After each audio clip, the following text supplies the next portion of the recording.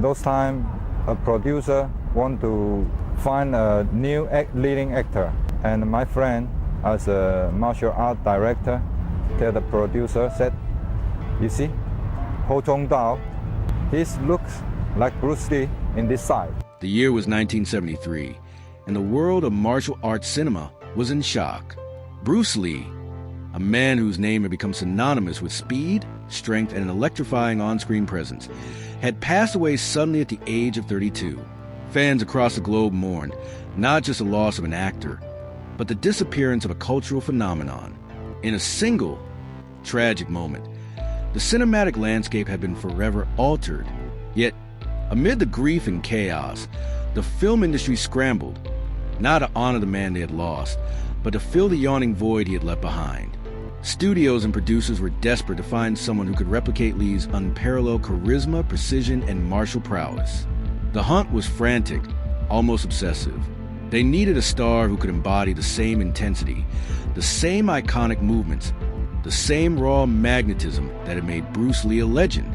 But the world had forgotten, or perhaps never realized, how impossible this task truly was. Replacing Bruce Lee was not merely difficult. It was a burden destined to destroy anyone who tried. Into the storm of expectation and exploitation stepped Ho Chung Tao, a talented martial artist, acrobat, and stunt performer from Taiwan. A man whose life had been quietly shaped by discipline, physical rigor, and a deep-seated love for the art of motion.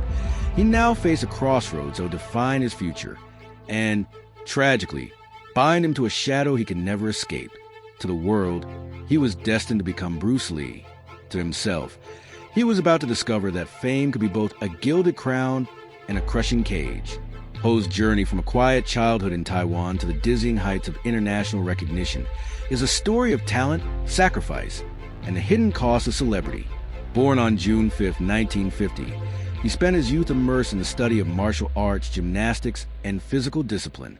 These were not merely hobbies. They were the foundation of his identity, a language through which he communicated strength, grace, and storytelling without words. Yet, the moment Bruce Lee died, everything changed. Talent alone was no longer enough. What mattered now was resemblance, a visual echo of a man the world would never see again. And so Ho Chung Tao was thrust into a world where skill was secondary to appearance, where precision had to serve imitation, and where success was measured not in originality, but in fidelity to another man's legend. This is not merely the story of a martial artist or a film star. It is a story of a man caught between admiration and erasure, brilliance and invisibility. Ho Chung Tao's life, both on and off screen, became a study in contrasts. Phenomenal physical mastery paired with the impossibility of artistic freedom, global recognition accompanied by personal invisibility, the exhilaration of performing jaw-dropping feats alongside the suffocating weight of constant comparison.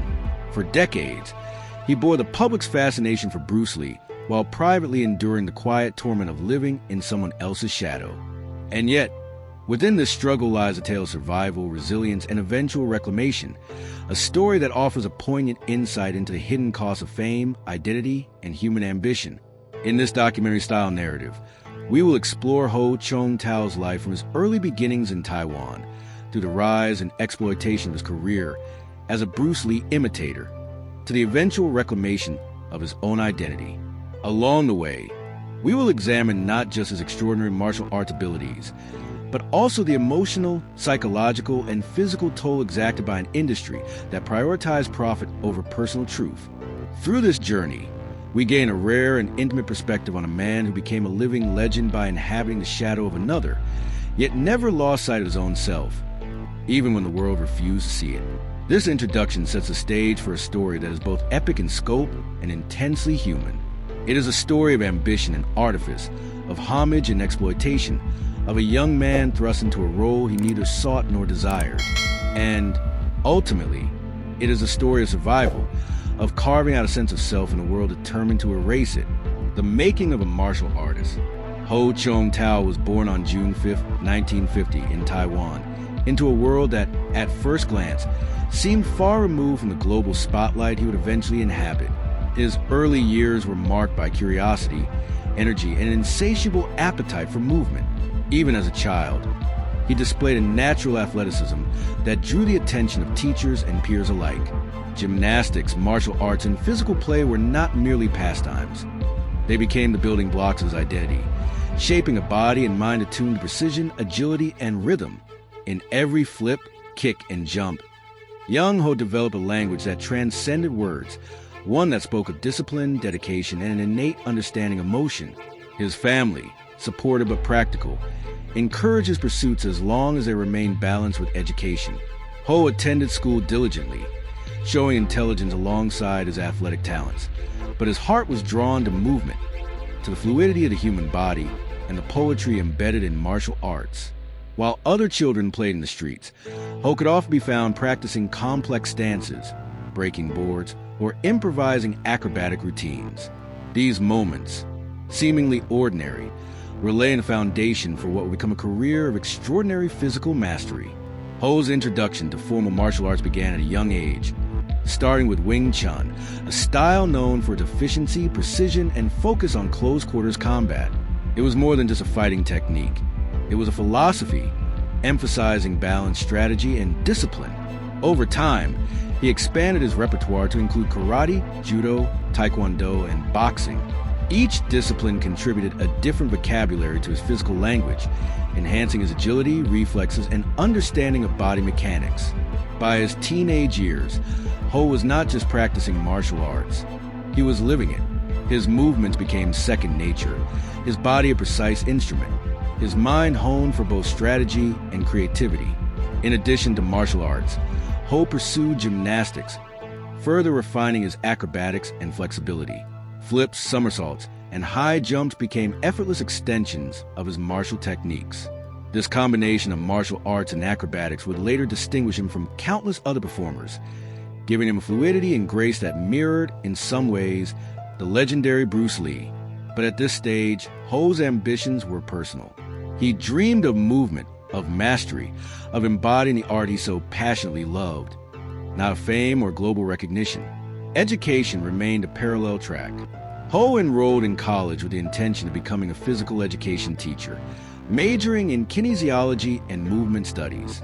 He believed in the transformative power of physical training, in the way the body could cultivate discipline, confidence, and resilience. Teaching promised a stable, meaningful life, one where he could share his skills with others and contribute to their growth. Yet fate had other plans that would thrust him into an entirely different world, one of cameras, audiences, and a heavy burden of expectation.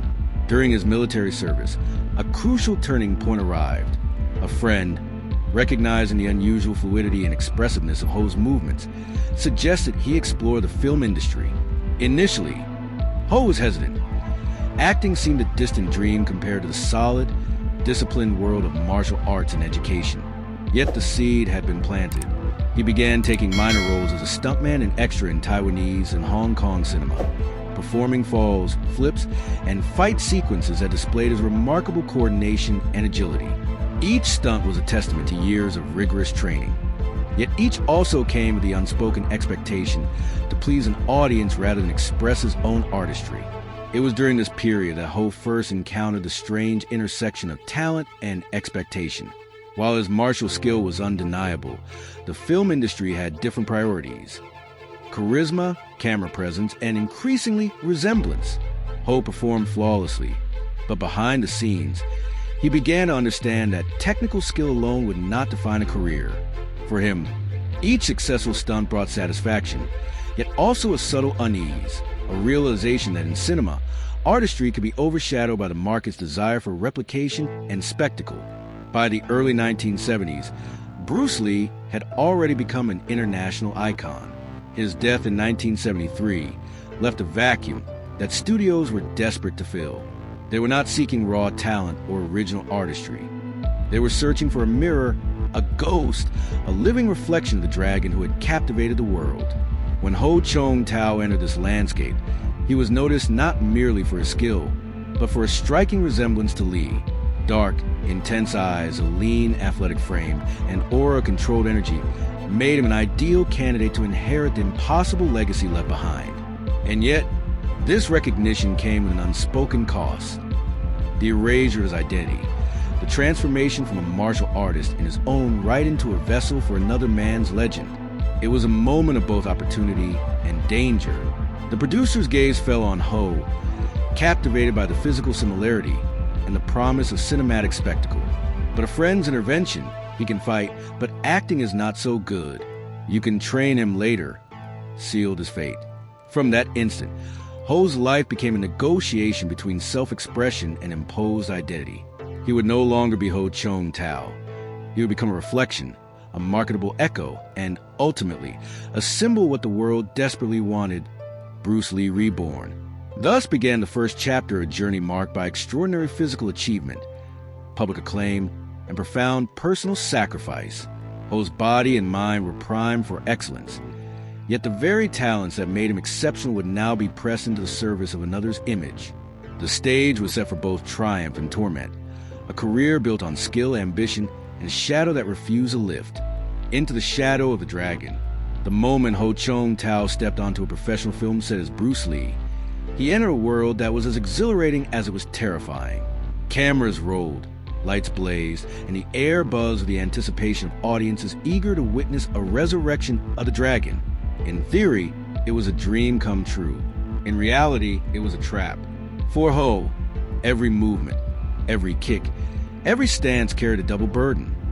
Technical perfection, an impossible demand to embody a man whose legend had already transcended life itself. At first glance, he was perfect for the role. His lean, sculpted body mirrored Lee's iconic physique. His dark eyes held intensity and focus. His movements were fluid, precise, and breathtaking. To the casual viewer, Ho Chung Tao was Bruce Lee. But beneath the surface, a storm raged in front of the cameras. He performed feats that seemed effortless. Yet in his mind, he wrestled with a gnawing truth. He could imitate the dragon, but he could never truly be him. That realization struck with every perfectly executed kick, every meticulously timed combination, and every simulated Jeet Kune Do sequence. Technical brilliance could not mask the hollowness he felt in performing a life that wasn't his own.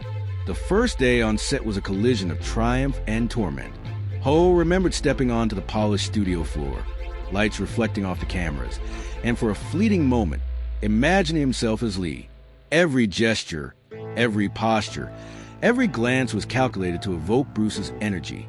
But as the hours wore on, he began to notice the growing chasm between execution and essence. His movements were flawless, yet they were hollow, lacking the personal imprint that had characterized his own artistry. It was as if his body had become a canvas for someone else's legend. Pride and shame intertwined in equal measure. He had trained for years, pushing his body to the limit to master martial arts and acrobatics. Now, all of that mastery served to recreate someone else's genius, leaving his own identity in shadow. Directors and producers were relentless. Each stance had to be sharper, each strike faster, each breath timed to mimic the cadence of Lee himself. The famous growls, the explosive punches, the rapid-fire footwork. Ho studied them, practiced them, and executed them with perfection. But every repetition was a reminder of what he could not claim as his own. Each public cheer, each fan exclamation of awe, reinforced the illusion to the world he was Bruce Lee, and Ho Chung Tao had ceased to exist. He could stun, he could leap, he could fight with unparalleled precision, yet he could not tell his own story.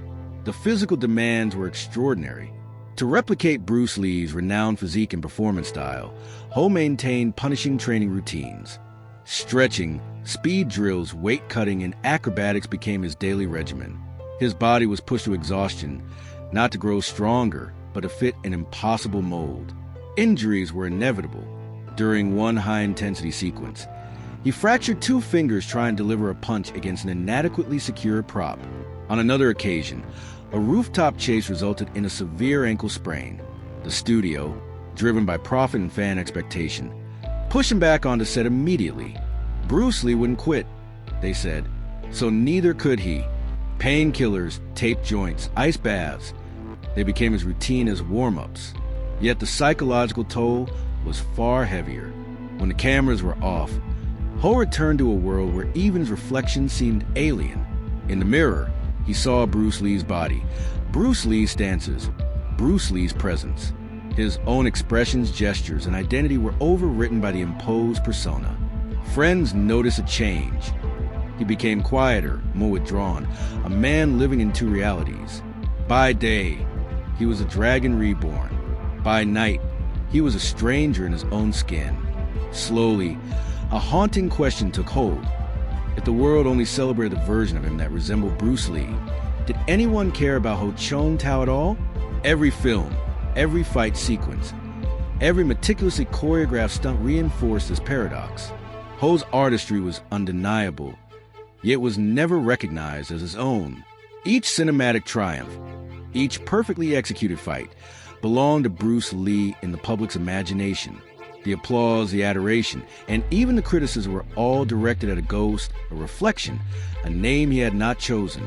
Behind the lights and cameras, Ho faced a struggle that audiences never saw, the erosion of self. The man who had once dreamed of teaching martial arts, of expressing his creativity and skill on his own terms, now existed in service of someone else's legacy. It was not bitterness that drove him. He did not envy Bruce Lee, but a quiet, relentless ache that came from being trapped.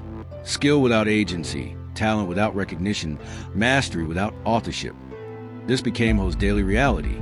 He was extraordinary, a prodigy of motion, discipline, and acrobatics. Yet he was invisible in the very moments when the world was meant to admire him. Every perfect punch and flip, every moment of technical brilliance was a reminder of the price of living someone else's myth. And so, Ho Chung Tao began to internalize a paradox that would define his life. To succeed, he had to disappear. The more flawless his performance, the more invisible he became. Each new film added layers to this invisible prison. Audiences cheered, but the applause was not for Ho. The studio celebrated the image of Bruce Lee, the myth, the legend, and in that echo of another's brilliance, Ho learned a painful truth. Sometimes, the world rewards those who disappear behind a mask far more than those who strive to reveal themselves. This first chapter of Ho's life, as Bruce Lee set the stage for years of brilliance intertwined with anguish. It was a period of dazzling motion, physical achievement, and cinematic spectacle, but also a profound personal sacrifice. Behind every stunt and every fight, behind every cheer and every marquee name, lay a man caught between two identities. The shadow he'd been asked to embody, and the self he struggled to reclaim. It was a journey that would test his body, his mind, and his very soul, shaping the man he would eventually become long after the lights dimmed and the cameras stopped rolling. The weight of Bruceploitation. By the mid-1970s, the film industry had fully seized upon Ho Chung Tao as the face of a phenomenon now called Bruceploitation. Bruce Lee's death in 1973 had left a void that the world desperately wanted to fill, and Ho, with his uncanny resemblance, became the perfect candidate. Yet what the studio celebrated as a marketing triumph was, for Ho, a gilded cage. The demand was relentless. Films needed to be churned out quickly, every fight sequence measured against Bruce Lee's legacy, and every audience expectation exceeded. The human cost of this manufactured legend was profound, and Ho had paid in ways both visible and hidden. Ho's early work in Goodbye Bruce Lee, 1975, thrust him directly into the shadow of unfinished masterpieces. Every movement, every posture, and every punch was judged against a memory the audience held sacred. The choreography required was intricate, physically punishing, and psychologically draining. Yet, unlike Bruce Lee, who had created his own style and infused it with personal philosophy, Ho had no room for improvisation. His creative expression was dictated entirely by others. Directors demanded precision over innovation, replication over originality. In his body, the lessons of years of Wing Chun, karate, judo, taekwondo, boxing, and gymnastics collided with the rigid necessity of imitation. He could execute flawless flips, deliver bone-crushing punches, and perform breathtaking stunts. But it was all performance of another man's life, not his own. The physical toll was relentless. Ho's training intensified to meet the impossible demands of Bruceploitation cinema. Long hours of choreography rehearsals and stunt sequences pushed his body to the brink. Injuries became routine. He fractured fingers, sprained ankles, and suffered bruises that required weeks of recovery, all while production schedules demanded immediate returns to set. Pain became normalized, almost invisible, Ho's body was no longer a vessel for personal expression. It had become a tool, shaped and restrained to match a specific, globally recognized silhouette. The goal was not strength, agility, or mastery, but exactitude. Behind the cameras, Ho faced another, more insidious strain, the erosion of identity. Public perception was tied entirely to Bruce Lee, and Ho's existence became synonymous with imitation. Magazine covers featured him in poses identical to Lee's. Interviews highlighted resemblance over individuality, and marketing campaigns renamed him to Bruce Lee, a deliberate echo designed to blur the line between homage and duplication. Even his voice was sometimes altered in post-production to sound more like Bruce Lee. Each alteration reinforced the sense that Ho was no longer himself, but a living projection of another man. His internal conflict grew alongside his professional accomplishments. The applause, the admiration, the global recognition, they were all for Bruce Lee. Ho Chung Tao had vanished behind a persona imposed by studios, fans, and the commercial machinery of martial arts cinema. As films like The New Game of Death and Bruce Lee Against Superman hit theaters, Ho's visibility soared. He became the international face of Bruceploitation, drawing audiences eager to witness a version of the Dragon resurrected. Every fight, every leap, every cinematic flourish reinforced his skill and dedication. Yet with each success came a paradox. The better he performed, the more invisible he became. Fans celebrated Bruce Lee's myth, not the man sweating and enduring pain behind the mask. Ho was at once the most visible figure in martial arts cinema, and the most invisible, trapped in a cycle of brilliance without acknowledgement. The psychological toll mirrored the physical one. By living as Bruce Lee, Ho was forced to suppress his own voice, his own style, and his own identity. Social interactions became difficult. Friends noted a growing distance, a sense that he inhabited two lives simultaneously. The line between performance and self blurred, creating a persistent tension. Did the world know Ho Chung Tao existed at all? Or did it only know Bruce Lee, the manufactured hero designed to fill a global void? The struggle was silent but profound, a gnawing ache that accompanied every stunt and every fan encounter. Yet despite these pressures, Ho continued to excel. Films such as Exit the Dragon, Enter the Tiger, 1976, symbolically cast him as the dragon's successor. Every cinematic choice reinforced his duality. Ho's talent and skill were celebrated, but only within the strict confines of another man's legacy. It was a paradoxical triumph. He achieved international stardom, but it was a stardom that defined him by what he was not rather than who he truly was. Success and invisibility became inseparable companions. Ho's persistence and mastery, however, began to subtly push boundaries. In Counterattack, 1981, he explored themes of identity, exploitation, and agency. Playing a stuntman navigating a corrupt industry, Ho infused the narrative with autobiographical truth. Critics recognized the raw honesty embedded within the action sequences. For the first time, the shadow receded. Ho Chung Tao was finally seen as more than a clone. But this revelation arrived too late to reverse the toll taken by years of imitation. Ho Chung Tao's story is a powerful reminder of the hidden cost of fame.